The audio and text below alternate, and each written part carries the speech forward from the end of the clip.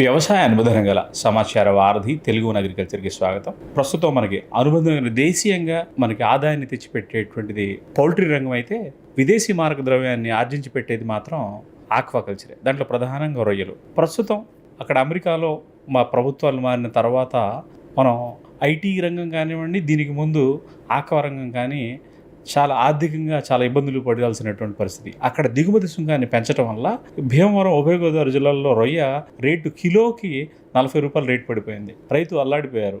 ఈ నేపథ్యంలో అసలు ఆక్వా రంగంలో ఉన్నటువంటి పరిస్థితులు, ప్రస్తుత పరిస్థితులు ఎలా ఉన్నాయి, దీని భవిష్యత్తులో ఎలాంటి మార్పులు చేస్తే మన ఆక్వా రంగ రైతులు, చేపల రైతులైనా సరే, రొయ్యల రైతులైనా సరే, పీతల రైతులైనా సరే ఎలా ఆర్థికంగా నిలదొక్కోవడానికి అవకాశం ఉంటుంది, దీంట్లో ఉపాధి అవకాశాలు ఏమున్నాయి, ఏం చేస్తే బాగుంటుంది అనేటువంటి అంశాలపై చర్చించడానికి ఒక యువ పారిశ్రామికవేత్త జగదీష్ గారు మనతో ఉన్నారు. వారిని అడిగి మనం ఈ ఆక్వా రంగం బలోపేతంపై మన ఆంధ్రప్రదేశ్ రాష్ట్రానికి ప్రధాన ఆర్థిక వనరు కాబట్టి దీని బలోపేతంపై ఎలాంటి చర్యలు తీసుకుంటే బాగుంటుంది అనేటువంటి అంశాలపై మనం జగదీష్ గారిని అడిగి మనం తెలుసుకుందాం. నమస్కారం సార్. నమస్తే అండి, ప్రేక్షకులకు నమస్కారం.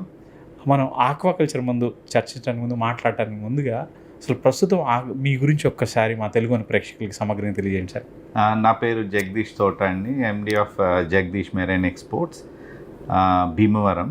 సార్ అసలు మీరు ఏ టైంలో ఈ ఆక్వా రంగంలోకి అసలు రావాలనుకున్నారు, ఏంటి అసలు మీరు ఏం చదివారు, about me background, educational background and industry, ఇవి ఒక్కసారి చెప్పండి సార్. నేను ఇంజనీరింగ్ బీటెక్ చేశానండి. నేను 1998లో నా ఇంజనీరింగ్ అయిపోయింది.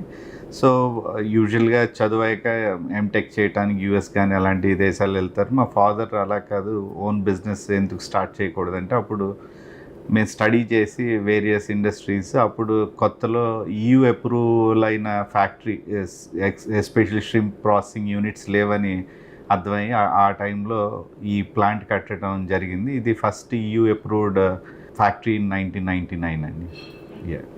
ప్రస్తుత ఆక్వా రంగ పరిస్థితి ట్రంప్ యొక్క టెంపరితనం వల్ల, దిగుమతి సుంకం అనేటువంటిది పెంచడం వల్ల ఇక్కడ రైతుల మీద అసలు ఎలాంటి ప్రభావం పడింది, అది ఎలా జరిగింది సార్ ఒక్కసారి చెప్పండి.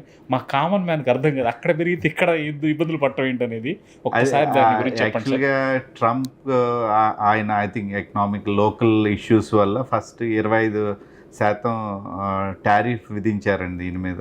సో 25% టారిఫ్ వచ్చినప్పుడు మేము కంగారు పడి అక్కడ ఉన్న దిగుమతిదారులని రిక్వెస్ట్ చేసి 25% మా ఫార్మర్స్ ఇక్కడ భరించలేరు అని మేము వాళ్ళని రిక్వెస్ట్ చేయటం వల్ల ఆ 25% వాళ్ళు బేర్ చేయడానికి ఎగ్రీ అయ్యారు. కానీ రాను రాను ఒక నెలలోనే, అది జరిగిన ఒక నెలలోనే మనం రష్యా నుంచి ఆయిల్ దిగుమతి చేస్తున్నాం అనే నెపంతో ఇంకొక 25% పీనలైజ్ టారిఫ్ అని ఇంకొక 25% టారిఫ్ వేశారు. ఈ 25 ప్లస్ 50 కాకుండా మేము ఆల్రెడీ CVD, DDD అని ఒక 10% ఆ రెండింటికి పే చేయటం ఆల్రెడీ చేస్తున్నాం. అంటే దగ్గర 60% ట్యాక్స్ పే చేయటం వల్ల వరల్డ్లో కాంపిటీషన్ తగ్గిపోతుంది. మనకి ఏంటంటే ఇప్పుడు ప్రస్తుతానికి ఇలా జరిగినా కూడా లాంగ్ టర్మ్లో ఈ టారిఫ్లు ఇలాగే కనుక కొనసాగితే కనుక మనం ఈక్వెడార్, వియత్నాం, థాయిలాండ్ ఇలాంటి దేశాలతో, ఇండోనేషియా ఇలాంటి దేశాలతో కాంపీట్ చేయడం చాలా కష్టం అవుతుంది. సో దీనికి ఆల్టర్నేటివ్స్ మార్కెట్స్ మనం చూడాల్సిన టైం ఇది. And at the same time central government, మేము చాలా రిప్రజెంటేషన్స్ ఇచ్చాము, వాళ్ళు కూడా ట్రై చేస్తున్నారు. కానీ ఎటు వెళ్ళాలో తెలియని పరిస్థితి ఇది, గడుగాలం. బట్ ప్రస్తుతానికి ఉన్న పరిస్థితుల్లో China is an alternative market for us. So largest market is always US. ఎప్పుడు మనకి అమెరికా దేశం, తర్వాత వచ్చి చైనా, మూడోది వచ్చి యూరోపియన్ దేశాలు మన దగ్గర నుంచి ఎక్కువ కొనడం జరుగుతుంది. మీరు ఇండస్ట్రీ కొత్తలో ఉన్నటువంటి పరిస్థితులకి ఇప్పటికి ఉన్నటువంటి తేడాలు, స్కిల్ డెవలప్మెంట్ పరంగా కానివ్వండి, ఇండస్ట్రీ ఎన్హాన్స్మెంట్ పరంగా కానివ్వండి, ఖర్చుల పరంగా కానివ్వండి, వచ్చినటువంటి వ్యత్యాసాలు అసలు ఎలా ఉన్నాయి sir? It's a good question అండి. న్యాచురల్గా మేము వచ్చిన కొత్తలో ఒకటే దేశం, జపాన్కి ఒకటే హెడ్లెస్ అంటాం, అది ఓన్లీ క్లీన్ చేసి తలకాయ తీసి ప్యాక్ చేసేసేవాళ్ళం, బ్లాక్ చేసి. కానీ రాను రాను ఈ ఇండస్ట్రీ అయితే కనుక రైతులు, ఎక్స్పోర్టర్లు డెవలప్ చేసుకున్న ఇండస్ట్రీ అండి ఇది. గవర్నమెంట్ ఆర్గనైజేషన్స్ వాళ్ళ వల్ల డెవలప్ అయిన దానికన్నా రైతుల వల్ల, ఉన్న లోకల్గా ఉన్న వ్యాపారస్తులు ఇంప్రూవ్ చేసుకుంటూ వచ్చారు. వచ్చిన ఈ 25 ఏళ్ళు అయితే it's a tremendous change, it's a total revolutionary change అని చెప్పాలి. ఎందుకంటే అప్పుడు మేము ఓన్లీ ఒక రా మెటీరియల్ సప్లయర్లా ఇక్కడ చేసింది, అక్కడికి వేరే దేశాలకి వెళ్ళి అక్కడ రీప్రాసెస్ చేసేవారు. కానీ ఇప్పుడు అమెరికా, యూరోపియన్ ఏ దేశాలకైనా ఇక్కడి నుంచి Walmart, Cisco, Costco, Metro cash and carry ఇలాంటి పెద్ద పెద్ద బ్రాండ్లకి ఇక్కడే ప్రొడక్షన్ చేసి, వాల్యుయేషన్ చేసి, ప్యాక్ చేసి ఎక్స్పోర్ట్ చేయటం జరుగుతుంది. దానివల్లే ఈ రేట్లు అన్నవి పెరగటం కానీ స్టెబిలైజ్ అవ్వడం కానీ జరిగింది. మనం ఓ రా మెటీరియల్ సప్లయర్గా ఉంటే కనుక ఈ ప్రైసెస్ మనం రావటం కష్టం అవుతుంది, రైతులకి చాలా ఇబ్బందికరమైన విషయం అది. అసలు రొయ్యల్లో ఎన్ని రకాలు అసలు ఉన్నాయి సార్ రొయ్యలు? మనం ఇక్కడ నుంచి అసలు ఏ కౌంటు, ఏ సైజులో మనం పంపుతాం, వాళ్ళ రిక్వైర్మెంట్స్ ఏమున్నాయి అసలు మనం ఒక్కసారి? మెయిన్గా రొయ్యల్లో చాలా రకాలు, సీ కాట్లోనే ఓ 10-15 రకాలు ఉంటాయి. అలాగే వచ్చి న్యాచురల్గా దొరికేది స్కాంపీ రొయ్యలు అంటాం, అది బొంగ రొయ్యలు అని కూడా పిలుస్తారు, అవి న్యాచురల్గా దొరుకుతాయి. నెక్స్ట్ వచ్చి బ్లాక్ టైగర్, అది ఇండియన్ ప్రైడ్ బ్లాక్ టైగర్ అంటాం. బట్ అది వేరియస్ డిసీజెస్ వాటి వల్ల చాలా ప్రొడక్షన్ 2 లక్షల టన్నుల కంటూ పడిపోయింది. సో నెక్స్ట్ వచ్చి వెనమై అని, మనం అమెరికా నుంచి వైట్ లెగ్ వెనమై అని అక్కడి నుంచి వస్తుంది సీడ్. అది వచ్చాక it's really totally revolutionary change in the aqua industry. So దగ్గర 10-12 లక్షల టన్నులకి ప్రొడక్షన్ చేయగలిగే పరిస్థితి వచ్చింది. దానివల్ల చాలా ఫ్యాక్టరీలు, న్యూగా ఫెసిలిటీస్ అన్నీ డెవలప్ అవ్వడం జరిగిందండి. మనకి ఉభయ గోదావరి జిల్లాలకి ఆయువు పట్టు వరండి, ఆర్థిక పట్టు ఆక్వాకల్చర్ అని చెప్పేసి చెప్తారు కదా. అసలు మనకి ఓవరాల్గా ఇక్కడ ఎకరేజ్ ఎంత, వచ్చేటువంటి ప్రొడక్షన్ ఎంత, ఎక్స్పోర్ట్ ఎంత, లోకల్ కన్జంప్షన్ ఎంత, దీని మీద ఒక్కసారి చెప్పండి sir. East and west Godavari major production అండి, ఇండియా వైడే అతి ఎక్కువ ప్రొడక్షన్ జరుగుతుంది. హోల్ ఆఫ్ ఆంధ్రా తీసుకుంటే కనుక దగ్గర 70% కల్చర్, రొయ్యల్ కల్చర్ అయితే ఇక్కడే జరుగుతూ ఉంటుంది. సో దాంట్లో అమెరికాకి ఆల్మోస్ట్ 45% షింప్ని వెళ్ళేది, ఓవరాల్ ఇండియా నుంచి 45% అమెరికాకి వెళ్తుంది. ఆంధ్రా నుంచి పోలిస్తే 70% అమెరికాకి వెళ్తుంది. సో ఇది దగ్గర ఈ 2 జిల్లాల్లోనే 4-5 లక్షల టన్నులు ఆల్మోస్ట్ ఇక్కడే పండటం జరుగుతుంది. ఇదంతా రైతులు చాలా కష్టపడి, స్మాల్ అండ్ మార్జినల్ ఫార్మర్స్ ఇవన్నీ ఉండటం వల్ల, అండ్ క్లస్టర్ సిస్టమ్స్, మనకి ఎకో సిస్టమ్ బాగా హెల్ప్ చేస్తుంది east and west. Because throughout the year temperatures యూనిఫామ్గా ఉండటం కానీ, వాటర్ అవైలబిలిటీ, మనకి చాలా అదృష్టం ఏంటంటే 2 రివర్స్ మధ్యలో ఉన్నాం, Krishna and Godavari. Fresh water availability ఉండటం వల్ల మేజర్ క్రాప్ ఇక్కడే డెవలప్ అవ్వడం జరిగింది. Consumption, export, local consumption very negligible అండి. ఇది మొత్తం ఈ ప్రోడక్ట్ ఈ రేట్ ఉండటానికి కారణం, ప్లస్ డిమాండ్, ఇవన్నీ మెయిన్ ఎక్స్పోర్ట్ ఓరియంటెడ్ ప్రోడక్ట్ అవ్వడం వల్ల, కమర్షియల్ ప్రోడక్ట్ అవ్వడం వల్లే major is exports. Very minimise, not even 2-3% local consumption. But it's as protein consumption ఇండియాలో ఇంక్రీజ్ అవటం వల్ల జరుగుతుంది కాబట్టి, చికెన్, మటన్ అన్ని కన్జంప్షన్స్తో పాటు fish and shrimp is a good protein. So Indian గవర్నమెంట్ని, స్టేట్ గవర్నమెంట్ ఎస్పెషల్లీ చాలా గట్టిగా ప్రయత్నిస్తుంది లోకల్ మార్కెట్లోకి ఎంటర్ అవ్వటానికి, లోకల్ కన్జంప్షన్ పెంచుకోవటానికి, more opportunities, so that market ఈ ఒడిదుడుకుల నుంచి కొంచెం ఉపశమనం కలగటం కానీ, ఆ స్టెబిలిటీ కానీ దొరుకుతుంది. So definitely local market is an other alternative in a long run.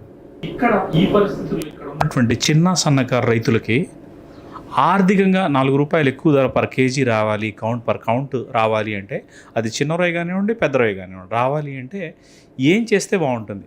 Marketing ఏమవుతుంది, మనకు రాకెట్ సైన్స్ కాబట్టి ఏం చేస్తే బాగుంటుంది అంటే ఇది మీకు తెలియని కమర్షియల్ క్రాప్స్లో ఇట్స్ డిమాండ్ అండ్ సప్లై అండి.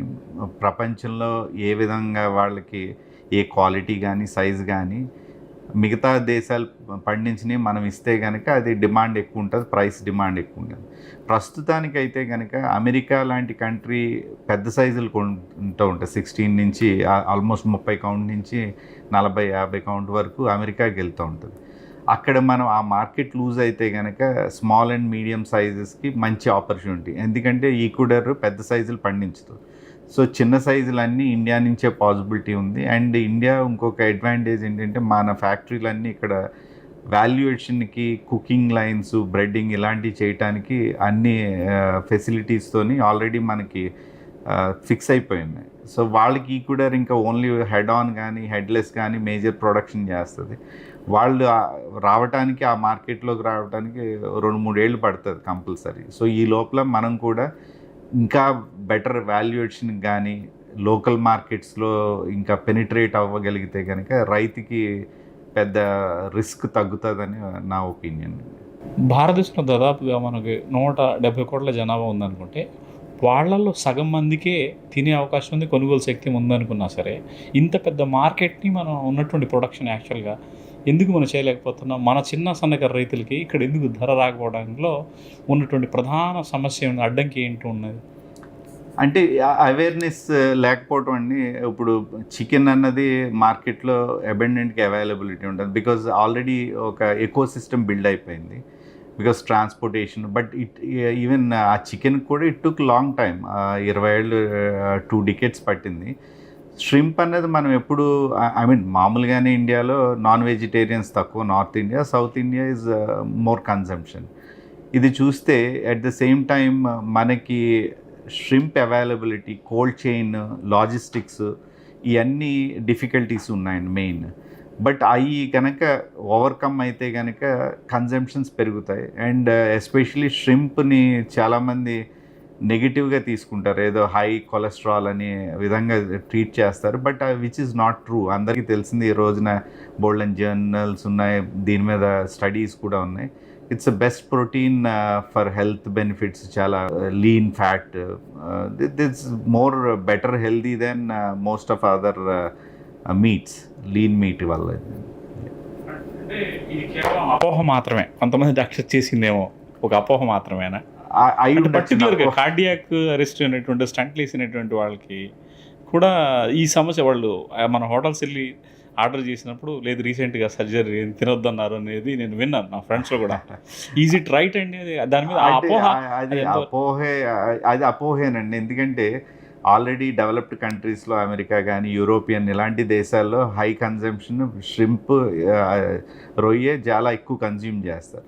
And it's a bloodless animal అండి మెయిన్ బేసికల్లీ. అండ్ మీరు చూస్తే కనుక ఎక్కువ బెనిఫిట్స్ తప్ప, ప్రతిది అతిగా తింటే ఏదైనా అనారోగ్యమే. ఇది కూడా మీరు అతిగా తినడం కాదు, కన్జంప్షన్ మీరు 1/4 kg 1/2 kg పర్ మంత్ తినడం వల్ల you have more healthy benefits than negative things. And because it's he's got more calcium and more lean fat in this protein, good protein. 70% of the, దాంట్లో 30% is 70% is water and 30% is protein, and it's a pure protein కాబట్టి when we see it, it's always good to have shrimp in a regular basis, and weekly once or twice is good to have shrimp. So కాబట్టి ప్రతి వినియోగదారు non veg మాంసాహారులు ఎవరైతే ఉన్నారో ఖచ్చితంగా మన ప్లేట్లో వారంలో 2 రోజులు మనం రొయ్యల్ని మనం తినడం ద్వారా చాలా మంచి ప్రోటీన్, గుడ్ ప్రోటీన్, మనకి న్యాచురల్ ప్రోటీన్ అందుతుందని చెప్పేసి జగదీష్ గారు చెప్తా ఉన్నారు. కాబట్టి మనం ఇప్పుడు వెజిటబుల్స్ ఇవన్నీ కూడా మనం ఎలా మిల్లెట్స్ యాడ్ చేసుకుంటున్నామో ఒక 2 పూటల్లో మనం రొయ్యలు కూడా చేర్చుకోవాల్సిన అవసరం ఉంది. అయితే ఈ నేపథ్యంలో సార్ జగదీష్ మెరైన్ ఎక్స్పోర్ట్స్ అనేటువంటిది రొయ్యల్లోనూ అసలు ఏం చేస్తుంది ఏంటి సార్? అసలు మీ ఏంటి, మీరు రైతులకి ఎలా హెల్ప్ చేస్తారు? మీ దగ్గర నుంచి అసలు కన్జ్యూమర్స్కి ఏం ప్రొడక్ట్స్ ఇస్తారు ఏంటి, ఒకసారి దాని గురించి చెప్పండి సార్. మేము రైతుల నుంచి డైరెక్ట్గానే ప్రొక్యూర్ చేస్తాం అన్నీని. సో మిడిల్ మ్యాన్ ఎక్కువ ఉండకుండానే చూసుకుంటాం. So we have made almost, మాకు ఒక 500 మంది రిజిస్టర్డ్ ఫార్మర్స్ ఉన్నారు ఈ సంస్థకి.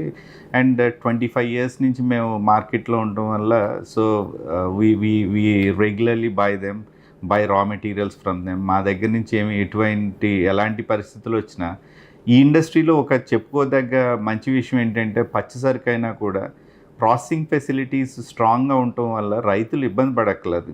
ఈ రాంగ్ న్యూసెస్ ఇలాంటి వాటి వల్ల కంగారు పడాలి, కానీ మిగతా క్రాప్స్లో లాగా భయం ఉండదు. ఇప్పుడు టమాటో కానీ వెజిటేబుల్స్, మీరు అబెండెంట్ క్రాప్, ఓవర్ క్రాప్ వచ్చినప్పుడు రోడ్ల మీద పోయడం, ప్రైసెస్ డ్రాస్టికల్గా ఫాలో అవటం అవి జరుగుతాయి. కానీ ఈ రొయ్యల్లో ఓన్లీ ఆ 1 రోజు 2 రోజులు ఏమన్నా ఏదో సివియర్ రెయిన్ ఫ్లడ్స్ వస్తే జరుగుతుంది కదా, కానీ మనం మెటీరియల్ని ఒబ్బిడి చేయడం కానీ రైతులకు ఇబ్బంది పడకుండా చేయడానికి ఆల్రెడీ ప్రాపర్ ఇన్ఫ్రాస్ట్రక్చర్ అయితే well built on the processing side. So ఈ ఈ విషయంలో వెరీ క్లియర్, రైతులు అయితే కంగారు పడాల్సిన విషయం కాదు. క్రాప్ ఎంత పెరిగినా వెరీ స్టేబుల్గా గ్రో అవుతుంది డిమాండ్ అయితే మాత్రం.